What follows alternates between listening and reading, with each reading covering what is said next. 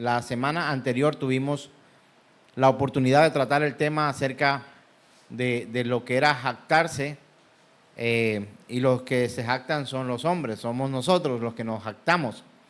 Y hoy quiero compartir un tema con ustedes que tiene por nombre superhombres, superhombres.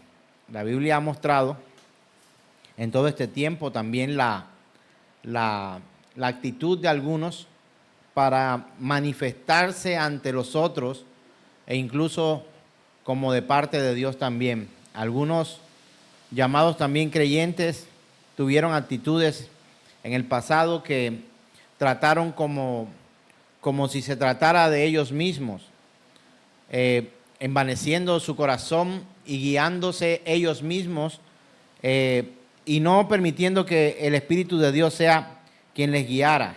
Nosotros en estos tiempos tenemos que ser muy cuidadosos cuando nos referimos a Dios o cuando hacemos alguna referencia que viene de parte del Señor.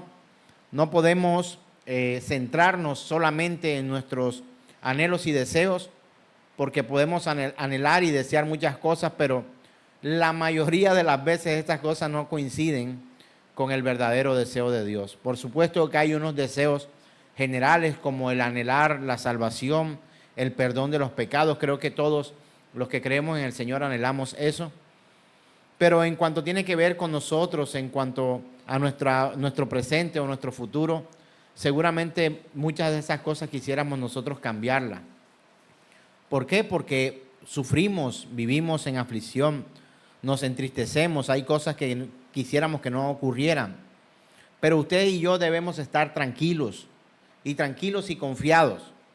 No solamente estar tranquilos, porque podemos estar tranquilos, pero con una esperanza vana y pensando que el Señor no intervendrá en aquello. Pero no solamente estar tranquilos, sino también estar confiados, con esperanza de que Él responderá en su debido momento de la forma en que Él anhela, de acuerdo a su plan y su propósito. Estuve analizando este tema mucho, primeramente en mi vida, para analizar cómo estaba yo frente a este tema. Y déjeme decirle que los anhelos a veces son más grandes que la esperanza. La esperanza es aquel que espera. La palabra esperanza viene de esperar. Y a veces tenemos más anhelos que esperanza. ¿Cómo así? A veces queremos muchas cosas que sencillamente la palabra o el mismo Señor no nos ha pedido que esperemos ese tipo de cosas. Como lo he dicho antes, sé que anhelamos que cosas que nos hacen sufrir no ocurran. Pero créanme que muchas de esas cosas que nos hacen sufrir son necesarias para el crecimiento y la madurez del verdadero cristiano. No somos muy dados a anhelar pruebas o pasar por situaciones de aflicción. Pero créanme que cualquier persona que pasa una situación de aflicción de la mano de Dios saldrá de esa aflicción no solamente en victoria, sino fortalecido en su fe. Y este fortalecimiento en la fe es el que el Señor busca en nosotros para que seamos agradables a Él, para que seamos mejores creyentes y que podamos llevar un mensaje de reconciliación a aquel que también está sufriendo. Muchas veces hay aflicciones que nosotros vivimos y que podemos compartir con otros para ayudarlos a salir de las situaciones que viven, pero entendiendo y teniendo siempre presente que Dios, aunque Él es el Dios de todo, creador de todo cuanto existe, el universo conocido y desconocido, también es un Dios personal que nos trata a cada uno de una manera especial. Y dice la Escritura que al hijo que Él ama, disciplina, corrige, guía y enseña. Entonces, cuando vivamos situaciones, pensemos en esto que a veces nosotros queremos salir de las aflicciones, pero sin ningún tipo como de recuperación en medio de ellas, sino sencillamente que cerremos y abramos los ojos nuevamente y encontremos que ya todo está resuelto. ¿A cuánto le gustaría que eso pasara? A mí me encantaría que muchas de esas cosas pasaran así. Pero no, es un proceso. Algunas cosas se acabarán en un minuto, en una hora, el día de mañana, pero otras quizás durarán años en la vida del creyente. Si hablamos de hombres como Charles Spurgeon, hombres que superaron en fe la enfermedad, pero créanme que no la superaron en fe porque se les quitó la enfermedad, sino que fueron a su tumba antes de ir allí con su último aliento puesto en Cristo Jesús. Hombres como el apóstol Pablo, que fueron afligidos en muchas situaciones, y de hecho la Biblia registra un caso de mucha polémica donde él pidió que fuera quitado un aguijón que se le había dado. ¿Y sabe una cosa? Ese aguijón nunca fue quitado. El Señor le dijo: bástate mi gracia, porque mi poder se perfecciona en tu debilidad.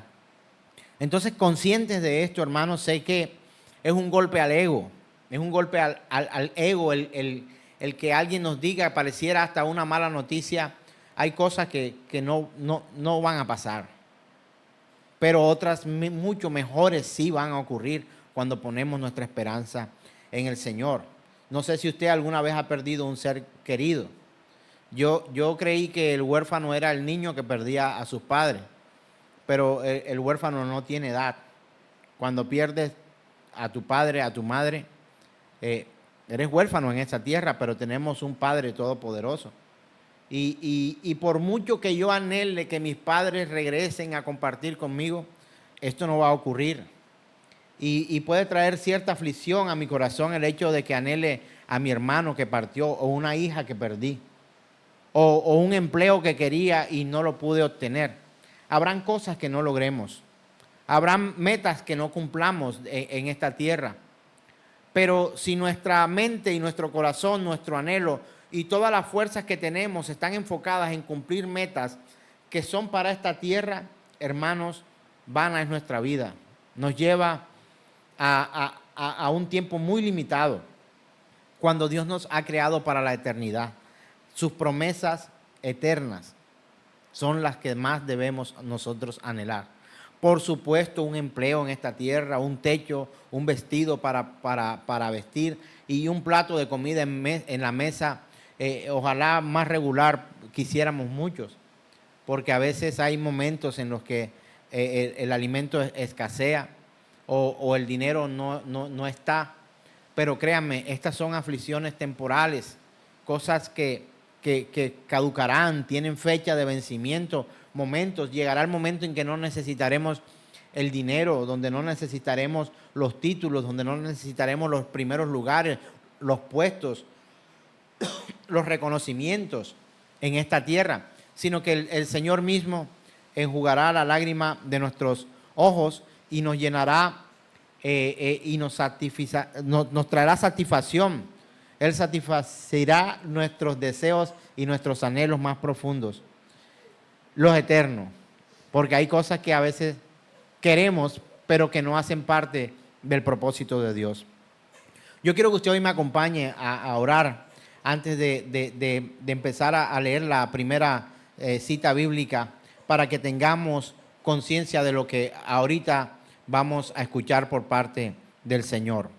Padre, hoy te ruego, te suplico, Señor, puedas guiar nuestras vidas conforme a tu voluntad, que nosotros seamos no solamente obedientes a tu voz, sino que podamos comprender el propósito por el cual tú nos has dejado la Escritura, la fuente de mayor sabiduría, y lo que has permitido que vivamos, también como una experiencia personal cada uno, para que podamos ser aún probados en nuestra fe y que podamos agradarte, Señor. Vivimos para ti, y si vivimos para ti, también estamos dispuestos, Señor, aún a dejar esta tierra para morir un día y ser resucitados otro. Nuestra confianza y nuestra esperanza está en ti. Un día vendrás por tu iglesia, y ya lo que aquí está, Señor, no nos servirá de nada, porque tú lo llenarás todo, porque tú serás nuestro mejor galardón por haber creído en ti. Tu compañía eterna estará con nosotros, Señor, y nunca más lloraremos y nunca más nos lamentaremos, sino que tu propósito se habrá cumplido en cada uno de nosotros. Te damos gracias por tu palabra y te suplicamos nos ayudes a comprenderla en este tiempo, y te damos gracias y decimos amén. Vamos a leer la escritura en Génesis capítulo 4, verso 23 al 24. Vamos a escuchar cómo habla esta persona. Estamos hablando de Lamec, Antiguo Testamento, Génesis capítulo 4, 23 al 24. Y dice la palabra del Señor. Y dijo Lamec a sus mujeres, Ada y Sila, oíd mi voz, mujeres de Lamec, escuchad mi dicho, que un varón mataré por mi herida y un joven por mi golpe. Si 7 veces será vengado Caín, Lamec en verdad 70 veces 7 lo será. Y las mujeres de Lamec dijeron amén. Porque Lamec había hablado. ¿Quién era Lamec? Era un hombre. Lamec, uno de nuestros antiguos. Pero quiero que usted y yo nos enfoquemos primero en las palabras de Lamec y luego en la actitud de Lamec. Primero, las palabras de Lamec fueron personales. Por eso usted tiene que tener tanto cuidado de tratar de agarrar cualquier cita bíblica y tratar de adaptarla a su propia vida. ¿Sabe una cosa? La mayoría de la parte histórica de la Biblia no tiene que ver con usted. Tiene que ver con esos personajes que hicieron parte de esa historia. Hay una instrucción a la iglesia. Todas esas son nuestras, porque somos parte de la iglesia. Las profecías que se han de cumplir y las que son de beneficio creer para nosotros son las que son para la iglesia. De hecho, la que habla de los gentiles en cuanto a nosotros que vivimos en estas tierras y no somos judíos. Necesitamos entender, hermanos, perfectamente que hay palabras, hay mensajes, hay instrucciones que no son para nosotros. Hay unas que son para nosotros y otras que no son para nosotros. Y que aunque la Biblia es la palabra de Dios, toda, completa, es la palabra de Dios, no todas las palabras que se mencionan ahí vienen de la boca de Dios. Esto es importante entenderlo. Cuando dice que Caín sería vengado 7 veces, les hago la pregunta, ¿es bíblico, sí o no? Lo es. Aunque yo estoy hablando de una cita bíblica y podría decir la cita completa es bíblica porque hace parte del canon bíblico, está metido en este grupo de la escritura, pero algo sí podría decir. Dios nunca dijo que Lamec sería vengado 70 veces 7. No dijo eso. Él tomó una vocería y proclamó parte de la palabra de Dios y se achacó sobre sí como que una venganza mayor si a él le pasaba algo. Y de pronto alguien se levanta en medio de nosotros y dice, si a Lamec 70 veces será vengado, entonces 70 veces 7 será vengado, entonces yo seré 170 veces más que Lamec. Y esto sería completamente incorrecto. No solamente porque Dios no lo ha dicho, sino que lo que Lamec dijo tampoco Dios lo había dicho. Lo dijo de Caín, a Caín, en una condición y en un momento específico de la vida de Caín. Así que usted tenga cuidado de tomar las citas bíblicas, aunque les parezcan muy hermosas, y analice siempre a quién le estaba hablando el Señor. Porque somos muy dados a subrayar las promesas. Algunos subrayan las promesas en su Biblia. Te daré reposo, descanso. Esa es mía. Traeré sobre ti toda esta clase de bienes, prosperidad, salud. Tu esposa será, tus hijos serán. Qué maravilloso. Y decimos, esta es la palabra que Dios me dio a mí. Pero ¿acaso las retaliaciones o las respuestas o las consecuencias del pecado no son para nosotros? ¿O acaso a usted que le gustan las promesas, o acaso lo que habla la palabra en Romanos acerca del pecado, la paga del pecado es ¿qué? Es muerte. Esa promesa no es para usted, porque es una promesa de Dios, también lo es. Y cuando usted va a leer la carta a los romanos, entienda esto. Esta es la carta que escribe el apóstol Pablo, inspirado por el Espíritu Santo de Dios, a la iglesia que está en Roma. O sea que usted también hace parte, aunque no es romano, pero es carta a las iglesias.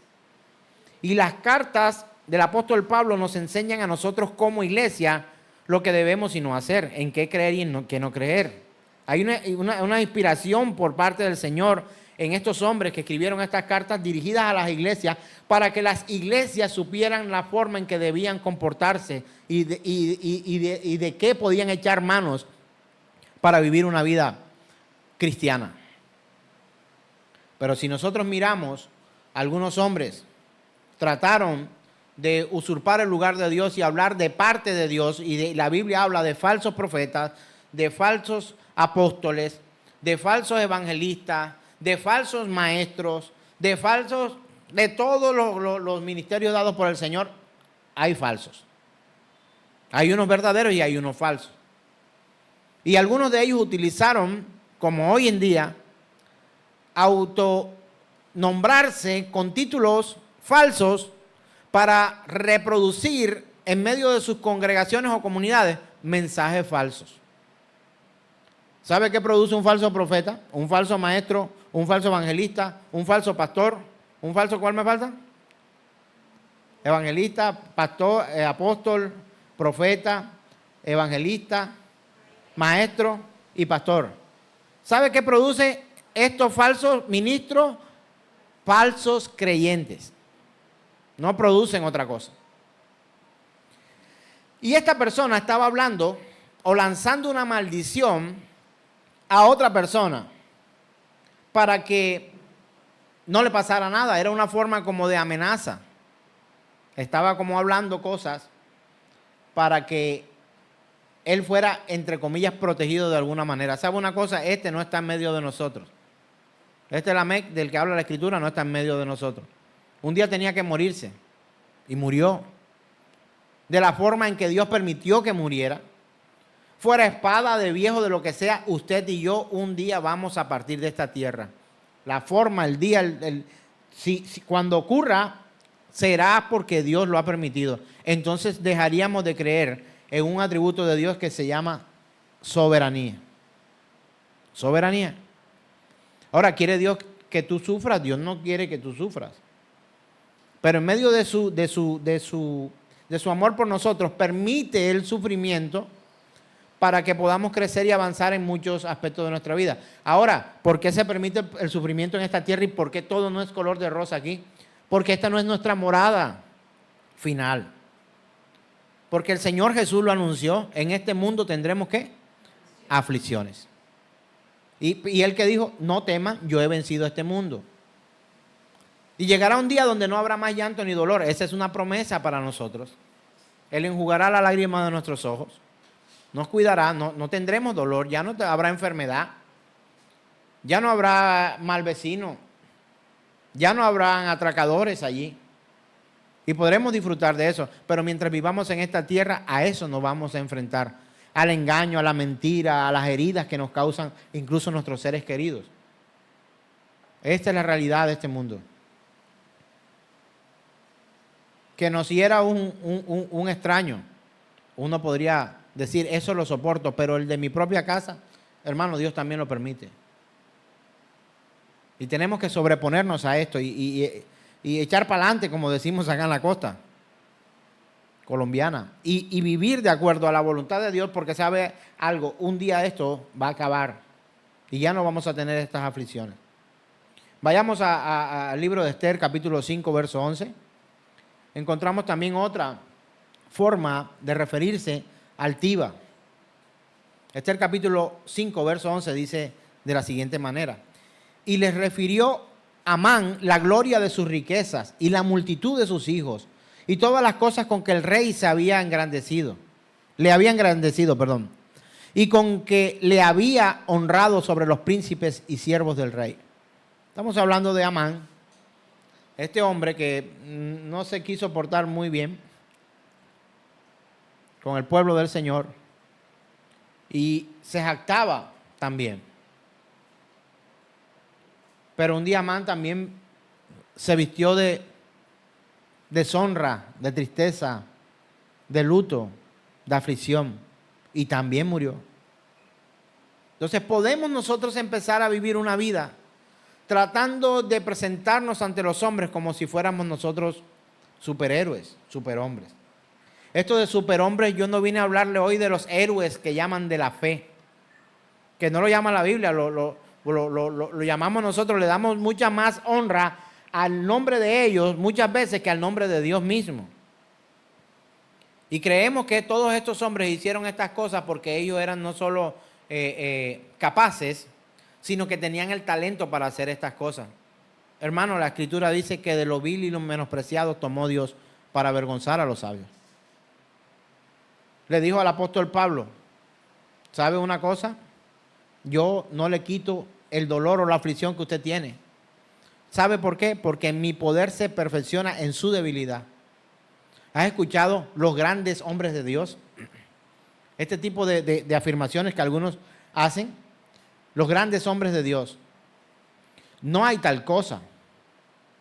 El pastor Paul Washer, en una de sus escritos, él afirma lo siguiente: no hay grandes hombres de Dios, solo hay hombres débiles con un Dios todopoderoso. Hermano, esto es distinto. Proclamar a Dios de esta forma, no como una estrategia, pero como una verdad personal, nos acerca al reino del Señor mucho más, porque la Escritura dice que Él al altivo, ¿qué? Lo mira de lejos, pero el humilde de cerca lo atiende. Dice también que el que se exalta será, ¿qué? Humillado, pero el que se humilla será exaltado. De hecho, da unas instrucciones el Señor incluso para nuestra vida cotidiana, social. Cuando llegas a una fiesta, no te sientes delante, échate atrás, siéntate atrás.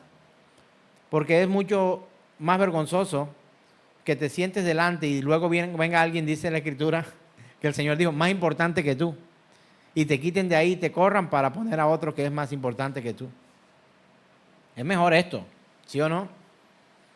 Pero si tú te sientas detrás y aquel que te ha invitado te ve detrás y dices, ¿qué haces allá atrás? Ven, por favor, siéntate aquí a mi lado.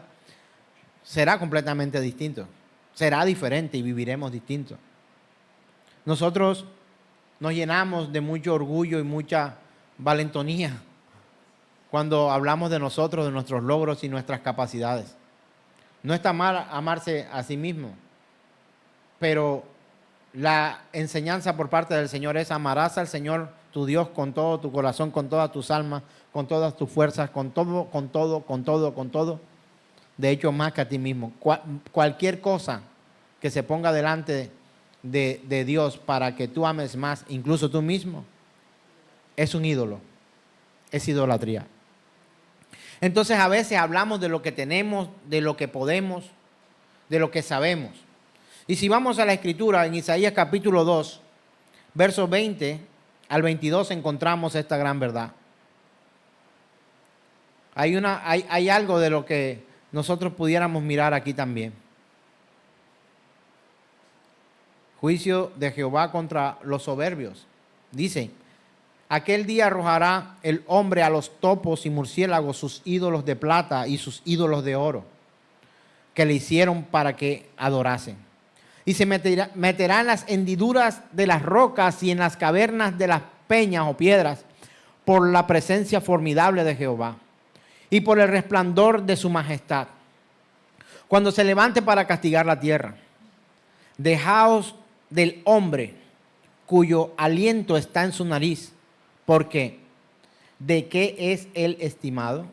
Y encontramos que vendrá un día en que la verdadera gloria, la majestad, el poder, el señorío,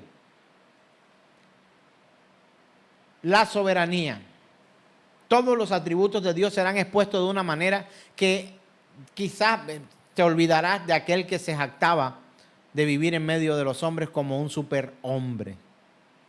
Mira lo que tengo. Mira lo que soy. Soy mejor que tú. ¿Te has encontrado con gente que se compara contigo? Que lucha contigo a ver si te gana. Que quiere demostrarle a otros que es mejor que tú. Y muchas veces caemos en ese juego y empezamos a responder de la misma forma en que aquellos nos atacan.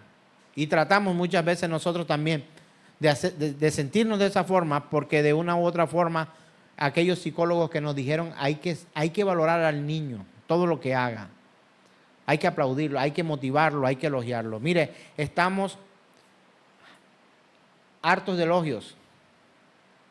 Este mundo elogia.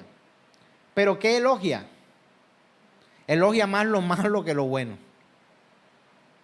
Elogia las proezas humanas. Elogia los cartones en las paredes, los títulos. Elogia el dinero, elogia lo que se tiene, elogia la belleza física. Elogia la apariencia. Y ha creado un sistema que usamos nosotros, cada uno de nosotros, para mostrarnos, incluso las redes sociales. Usted monta una foto llorando, a menos que sea por un concierto del cantante que le gusta. Mira cómo lloro porque estoy aquí en el concierto de tal persona. Pude entrar, tuve el dinero para compartir. Mostramos nuestros títulos, gracias a Dios me he graduado. No está mal, cuando damos verdaderamente gloria al Señor. Pero te encuentras con personas que solo son capaces de mostrar sus fortalezas, muy poco mostrar sus debilidades.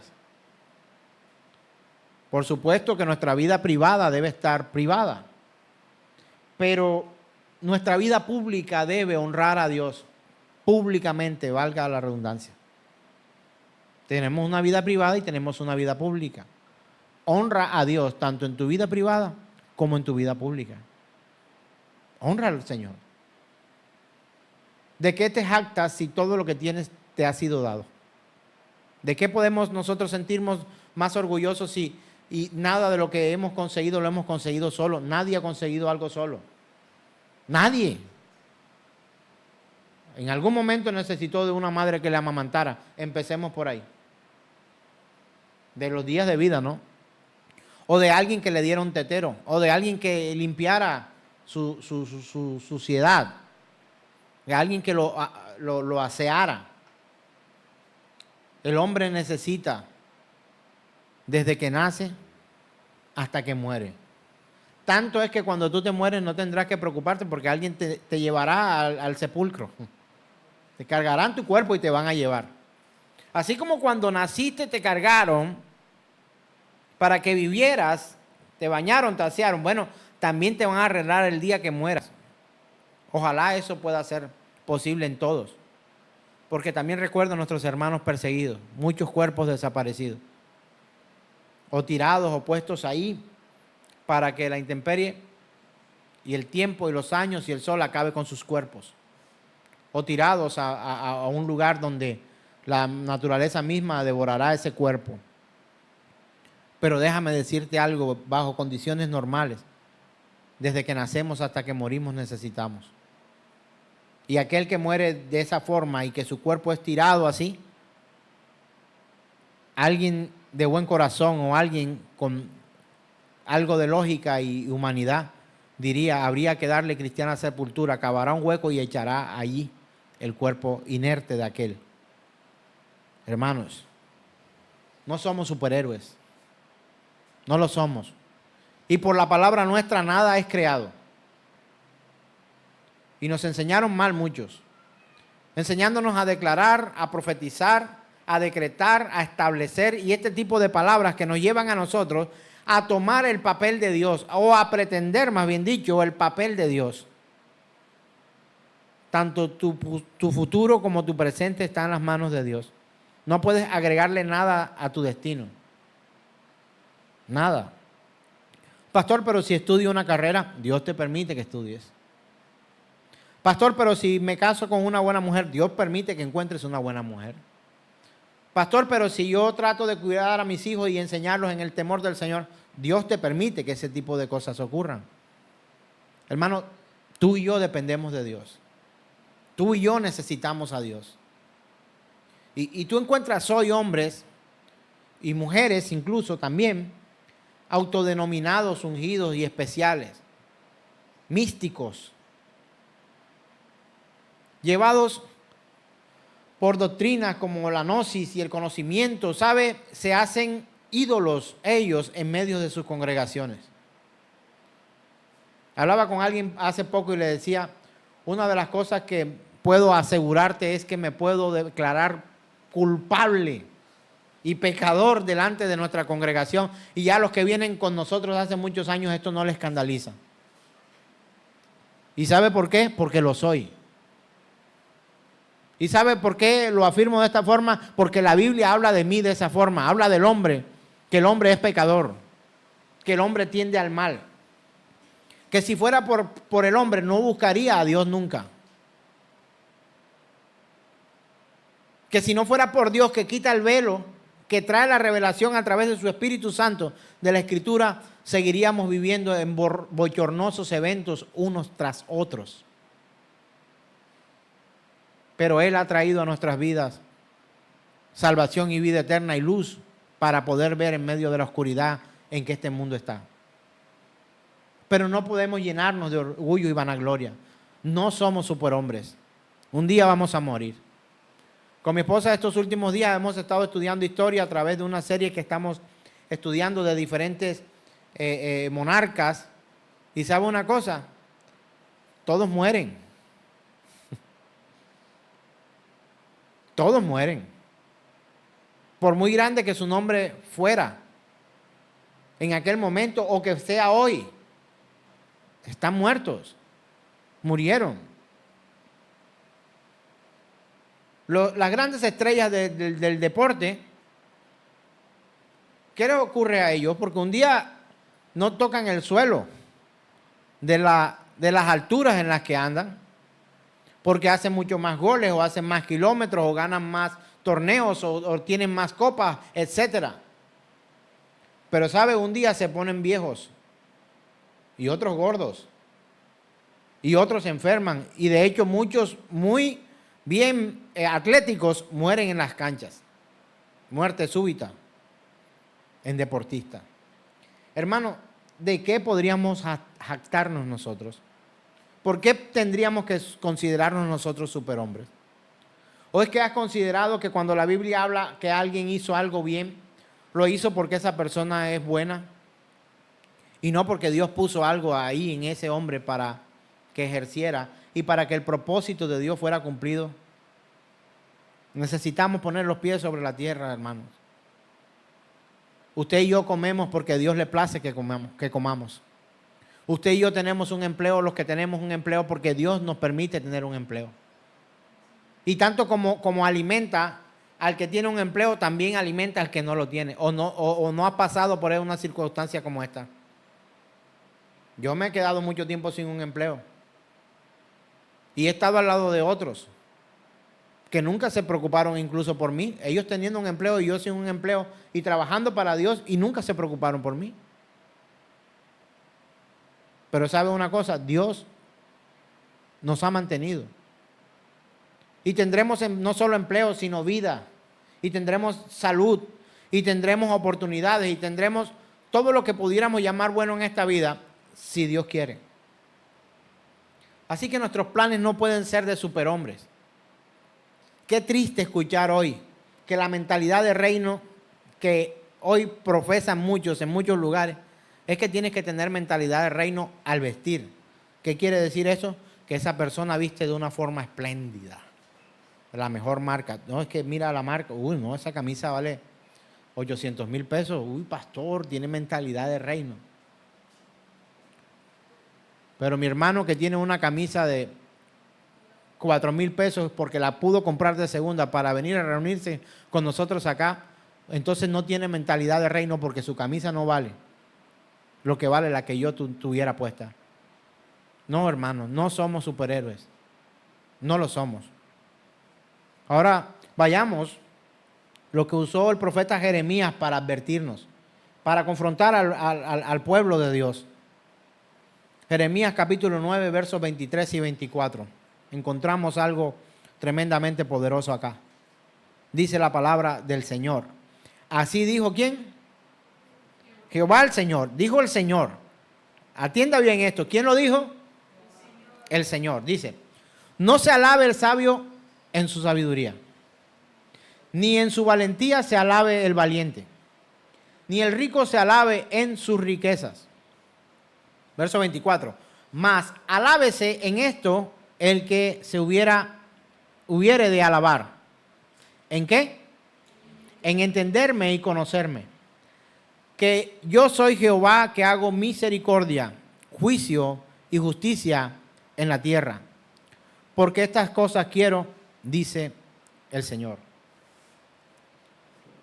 Hermanos míos, esta palabra debería grabarse no solamente en el corazón, sino en la mente y en los actos de nuestra existencia en esta tierra.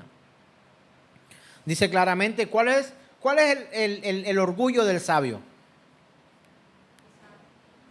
Cuando sabe, ¿verdad? Porque él sabe, es llamado sabio. Si usted va donde un sabio, mire, esta persona es sabia, y vaya y usted se da cuenta de que le da un consejo que no parece ser muy sabio, y usted dice, no, pero es que si yo hago esto terminamos rompiendo esta pieza o dañando este proceso, o esto me va a afectar mi vida, o voy a vivir mal por esto y por esta situación, esto me va a causar la muerte, o esto va a causar un problema legal, esto no se puede hacer así de esa manera. ¿Usted lo considera sabio?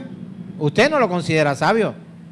Para mí es un insensato, un irresponsable. Pero el sabio, ¿cómo sabe? Se siente bien con lo que sabe. Y eso es su fuente de orgullo y de vanidad.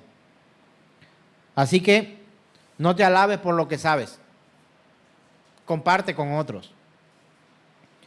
¿Cuál es la osadía o cuál es el valor de aquel que llaman valiente? ¿Por qué le llaman valiente? Porque es todo lo contrario a un ¿qué? A un cobarde. Si usted tiene un problema y necesita ir acompañado con alguien, ¿a quién busca? ¿Al valiente o al cobarde? Usted busca un valiente, porque su valor es la valentía. Entonces, ¿cómo se obtiene valentía? Con hechos. Entonces, que el sabio no se alabe por lo que sabe, ni el valiente se alabe por lo que hace. Y dice la palabra, ni el rico se alabe en su riqueza, no se alabe por lo que tiene. Así que no te alabes por lo que sabes, no te alabes por lo que haces y no te alabes por lo que tienes. Porque sabes una cosa, todo esto lo permite Dios. Dios lo permite. Dios permite que haya hombres valientes, mujeres valientes, jóvenes valientes. Dios permite que hayan hombres ricos, mujeres ricos, personas ricas. Y Dios permite que haya sabiduría. Y aquellos que son sabios, hablábamos en nuestra clase, que apenas es porque tienen unas cuantas chispitas de revelación del Señor para conocer misterios en este mundo. Y son llamados sabios. Un Albert Einstein, otros más, que tienen algo de conocimiento, que tuvieron una chispa de inteligencia y que pudieron lograr cierta fortuna sencillamente porque para ellos fue revelado un secreto que otros no podían ver y que luego se hace tan evidente que, claro, yo también lo hubiera visto y no es cierto. Así que ni lo que sabemos, ni lo que tenemos, ni lo que hacemos debería ser motivo para que nosotros nos sentamos superhéroes. Lo que somos y lo que tenemos es porque Dios lo permite. Y hay algo acá donde dice la Escritura: alábese en esto el que se hubiera de alabar, de entenderme y conocerme. Aquel que entiende lo que Dios habla. Aquel que conoce al Señor. Aquel que sabe y no está puesto no hay un error de contextualización acá, no está colocado. Usted primero quiere conocer algo para luego entenderlo, ¿sí o no? Esa es la forma en que nosotros aprendemos. Si no lo conozco, no lo puedo entender. Permíteme y yo primero lo conozco. Hay que entender primero lo que Dios está diciendo. Tratar de entender lo que Dios quiere, para poder conocerlo. Qué difícil es para muchos de nosotros los predicadores llevar a otros al conocimiento del Señor. Y uno insiste y predica el mismo tema y el otro año es capaz de vuelve y toma el mismo sin hacerle ninguna modificación o mejora y vuelve y lo predica y las personas, muchos siguen sin entender. Para entender necesitamos a Dios. Y para conocerlo a Él necesitamos que Él permita que nosotros le conozcamos. Y Él lo quiere. Él lo quiere. Él hace misericordia, juicio y justicia. ¿Usted no ha escuchado estas tres cosas en otro momento? Cuando lee la Escritura. En entenderme, conocerme, que soy yo, el Señor, que hago ¿qué? Misericordia, juicio y justicia en la tierra. Y hemos leído de pronto cuando dice que el Espíritu Santo de Dios convence al mundo ¿de qué? De pecado, justicia y juicio. Es el Señor el que nos permite que entendamos esto. Que entendamos que su misericordia es grande. Y entender y conocer cuáles son las cosas que quiere el Señor. Así que nosotros debemos entender esto, hermanos, y llevarlo a cabo. Aquello que nos es digno a nosotros de proclamar como nuestro y como un logro personal, hermano, créame que eso no es suyo, no le pertenece. Se lo prestaron, se lo dieron para que viviera aquí en esta tierra. Dígame algo por lo cual usted pudiera sentirse orgulloso. Hagamos este ejercicio entre los que estamos aquí y aún los que nos ven por allá en sus hogares desde la transmisión. ¿Qué tienes tú que te pudiera sentir orgulloso de eso? ¿Mi carrera universitaria? Dios te permitió entrar a una universidad. Quizás Dios te dio unos padres que te pagaron la universidad. Quizás Dios te dio una beca para que pudieras terminar tu carrera. Quizás Dios colocó a alguien que te impulsara. ¿Tus hijos? Tus hijos no son tuyos, tus hijos son de Dios. Son tan de Dios que Él los pone cuando quiere y los quita también cuando quiere. ¿Acaso tú crees que tus hijos son tuyos? Tus hijos no son tuyos. Estás como ayo, como cuidador, como protector, como administrador, como jefe, como guía, mientras Él viene por ellos. Hermano, y esto no es malo. No temas. Que si el futuro de tus hijos está en las manos de Dios, está mucho mejor que si estuviera en las tuyas. Yo aún sufro por mis hijos. Cuando salen, cuando están con otras personas, cuando llegan tarde, cuando no los veo, cuando no obedecen. Pero ¿sabe una cosa? Algo que me ayuda a dormir un poco más tranquilo es que la vida de mis hijos no depende de mí. Ni en su concepción. No dependió de mí. Y si habláramos de eso, cuando mi esposa y yo nos casamos, ya estaba embarazada. Si por mí hubiese sido, pues no. No lo hubiera querido de esa forma. Ahora, ¿estoy justificándome en el pecado de fornicación? No. No estoy haciendo eso. pero no depende de nosotros. La vida depende de Dios, la muerte depende de Dios. Todo absolutamente cuanto conozcas e ignores depende del Dios Todopoderoso.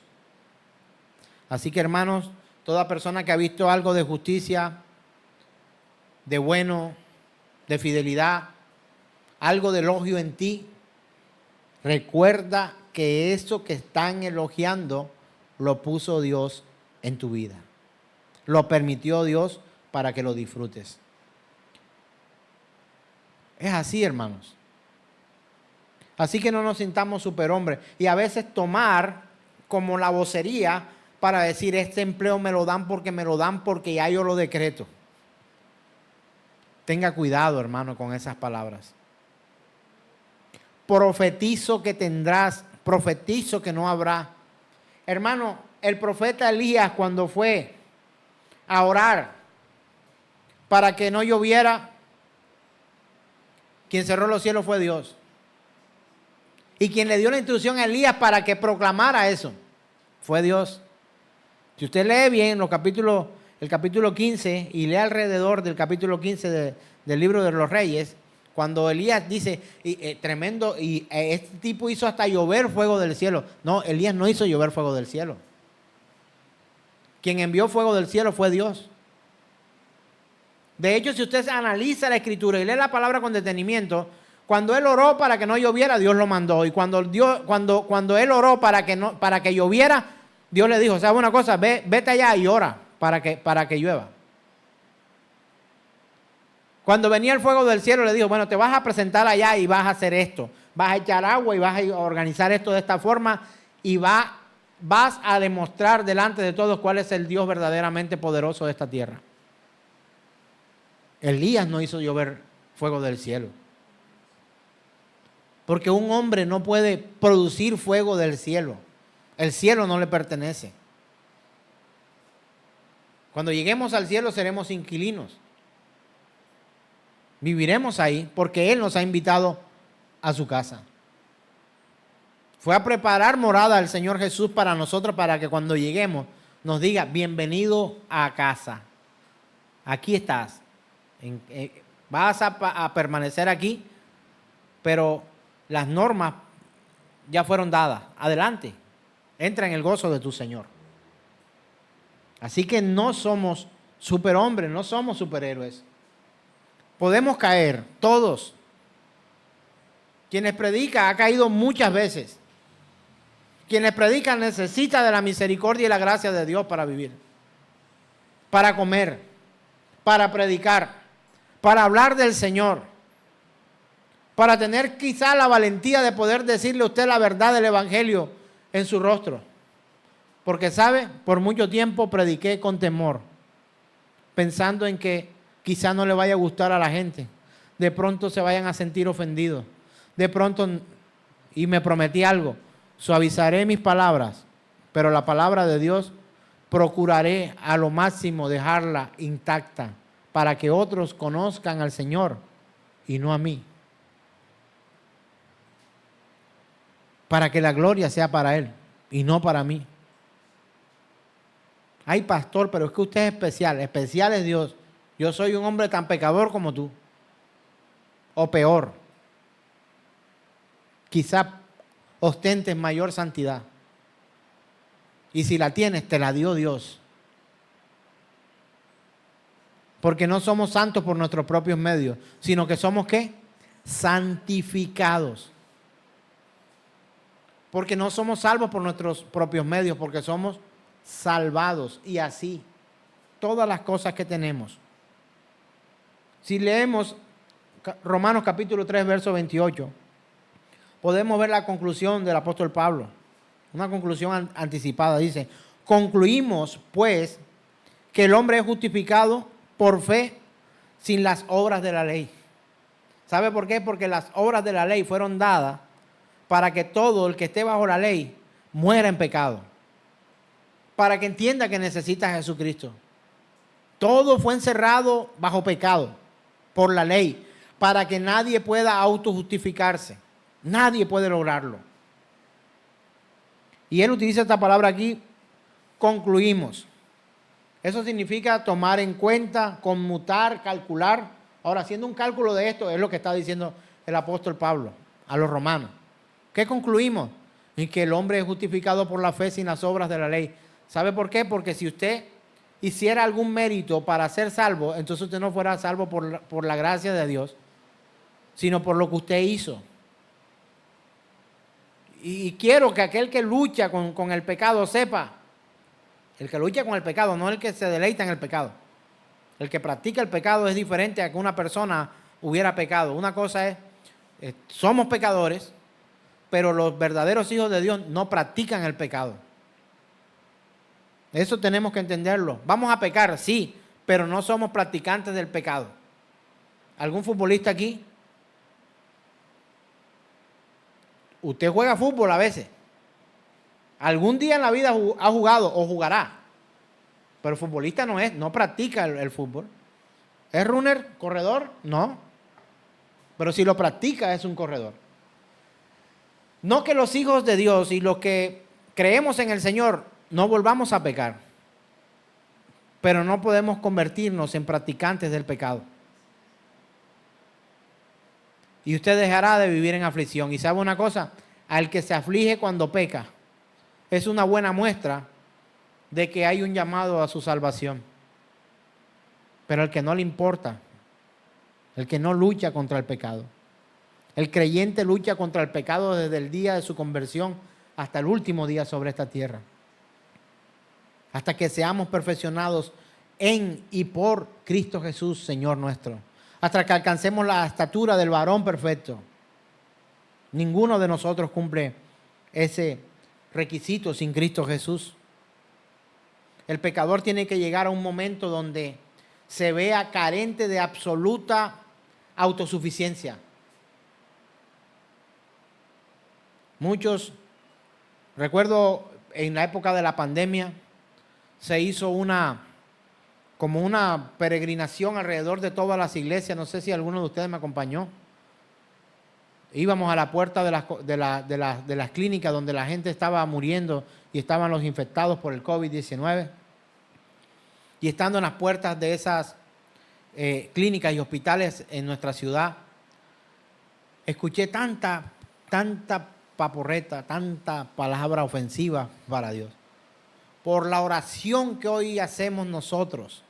Suena muy congregacional y muy fraternal, porque hoy vinimos a este lugar. Todos los que están ahí lo declaramos sanos en el nombre de Jesús. La gente seguía muriendo. ¿Sabe por qué? Porque el poder de la vida y de la muerte lo tiene Dios. No lo tiene un hombre. Anulamos todo el COVID. Decretamos que ya no hay más COVID. Murieron millones luego en todo el mundo de esos días de oración. Pocos fueron los que dijeron: Señor, confesamos nuestros pecados, te suplicamos perdón por nuestras iniquidades, te suplicamos, te rogamos, Señor, hoy nos humillamos delante tuyo y te suplicamos, te pedimos que tengas misericordia de nosotros, Señor, por favor, no más muertos. Hombres, mujeres, niños, todos están muchos muriendo, Señor. Ten misericordia, permítenos que vivan para predicarles el evangelio y el día que mueran, Señor, puedan ellos llegar a entenderte y conocerte. De esto casi no se vio, hermanos. Pero salían, yo decreto, yo profetizo, y la gente seguía muriendo. ¿Sabe por qué? Porque el hombre no puede decretar ni profetizar nada. ¿Qué podemos profetizar? Lo que Dios habla, lo que Dios ha dicho. ¿Qué podemos declarar? Su palabra. ¿Has escuchado personas que dicen: no digas eso, la palabra tiene poder? Eso lo dices tú y no tiene poder de nada. Tus palabras no pueden cambiar la vida y la muerte. Tus palabras no pueden hacer crecer a alguien mucho más rápido. Tus palabras no pueden... He visto hasta que bajan de peso con una oración que hace un supuesto hermano allí. Le pone las manos a la hermana y ora para que se bajen tantos kilos. Sin necesidad de hacer dieta ni ir al gimnasio. Y le muestran los pantalones. Ahora le queda grande el pantalón, hermano, mire. Desde que inventaron estas telitas que parecen apretadas, pero realmente no aprietan, sino que son como elásticas de caucho. Claro, llegó la oportunidad. Mire, ahora ya le queda el pantalón grande. A mí también. Pero tengo que entrenar mucho, tengo que dejar de comer, tengo que cuidarme. Porque no hay otra manera. Ahora, ¿cómo piensan hombres de Dios? Hombres de Dios, de los que Él ha mostrado a través de la historia. Romanos capítulo 7, verso 24.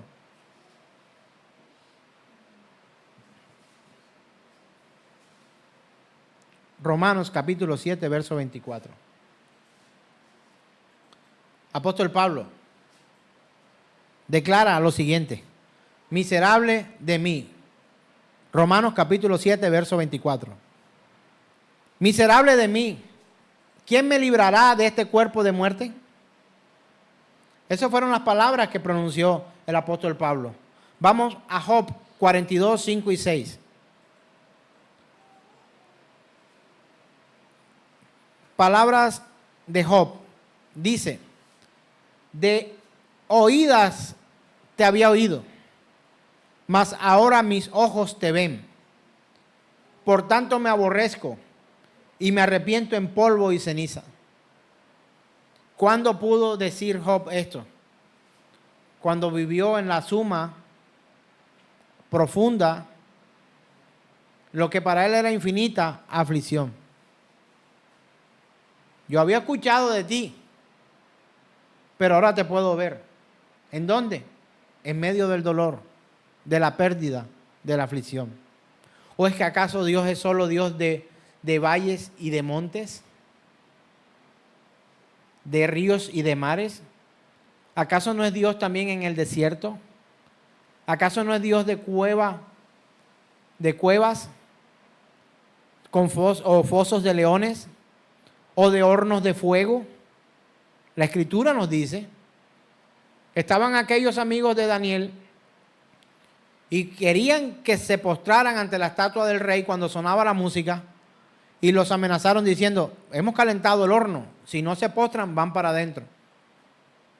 Y la respuesta de aquellos hombres fueron: mira, si así no nos libre el Señor, no nos vamos a postrar. Y los metieron al horno de fuego. Y fue la cosa tan terrible que hasta los que fueron a acercarse para empujarlos a ellos murieron quemados. Pero metieron 3. Y cuando el rey se asomaba y los demás se asomaban: oye, metimos 3, pero están caminando 4. Porque el Todopoderoso no es solamente el Dios de ríos, de valles, collados y flores del campo. También es Dios en medio del dolor, de la enfermedad, de la escasez, de la aflicción, del día malo. Él es el Dios Todopoderoso. No hay uno diferente. No hay uno que pudiera hacerle frente. Isaías capítulo 6, verso 5 dice lo siguiente. Isaías. Podríamos decir tremendo hombre de Dios. No, tremendo Dios que tenía ese hombre. Dice Isaías: entonces dije: ay de mí que soy muerto, porque siendo hombre inmundo de labios y habitado en medio del pueblo que tiene labios inmundos, han visto mis ojos al Rey, Jehová de los ejércitos. Cuando no nos confesamos pecadores, cuando no admitimos nuestra condición frágil y débil, lo que estamos diciendo de una u otra forma es que nos estamos equiparando con Dios y proclamando que nosotros también tenemos un poder del que Dios debería tener en cuenta para poder cumplir sus propósitos. Y no es así. Para poder cumplir el propósito de Dios, lo necesitamos a Él. Pero para poder llegar a cumplir los pequeños logros nuestros en esta tierra, que para el hombre común de esta tierra fuera lo más importante en este mundo, también necesitamos a Dios. Así que debemos llegar a ese punto donde vemos claramente nuestra necesidad por Dios. Lucas 18, 13 al 14 dice lo siguiente: mas el publicano, estando lejos, no quería ni aún alzar los ojos al cielo, ¿Quién eran los publicanos? Eran del pueblo judío, trabajaban para el gobierno romano, cobrando los impuestos a sus hermanos, a sus connacionales. Eran odiados. Entonces, por eso se hace esta nota. Había un publicano, y este publicano dice, estando lejos no quería ni alzar los ojos al cielo, sino que golpeaba su pecho diciendo, Dios, sé propicio a mí, pecador. Y la palabra del Señor dice en el verso 14 que el Señor Jesús dijo, os digo que éste descendió a su casa justificado antes que el otro, porque cualquiera que se enaltece será humillado y el que se humilla será enaltecido. Él estaba al lado de un fariseo y el fariseo decía, Señor, te doy gracias porque todo lo tengo, porque todo lo sé. No me falta nada, doy de comer al que necesita, tengo tanto que agradecerte porque no necesito nada, todo lo tengo. No tengo pecados así como este que está aquí llorando, que no es capaz ni siquiera de levantar los ojos. Yo puedo alzar mi cara delante tuyo. Y el Señor dio una gran enseñanza a través de esta palabra. Si no somos confrontados con esto, hermanos, ¿sabes qué vamos a hacer? Vamos a darle la espalda a la gracia y a la misericordia de Dios. Tú y yo tenemos que ser confrontados con estas palabras. No me gusta, pastor, mejor predíqueme de las promesas que me gustan, las que he subrayado, seré poderoso, tendré mucho, no hará falta nada en tu casa, se multiplicará el aceite, no vas a tener aflicciones, tú te vas a ir formidable. A mí me gustan son esas predicaciones, pero si usted no se le predica la verdad del Evangelio, usted nunca va a recurrir a la misericordia, a la gracia del Señor. Porque la misericordia es la detención del juicio que tú y yo merecemos. Y la gracia es el regalo que no merecemos, pero que Dios nos da. Y es la salvación en Cristo Jesús, Señor nuestro. Para la gloria de Dios Padre. Amén. Entonces, hermanos, concluimos que ni tú ni yo somos superhombres. Somos hombres débiles, necesitados, miserables, necesitados de la gracia y la misericordia de un Dios que sí es todopoderoso y soberano. Y la iglesia dice, amén, amén y amén.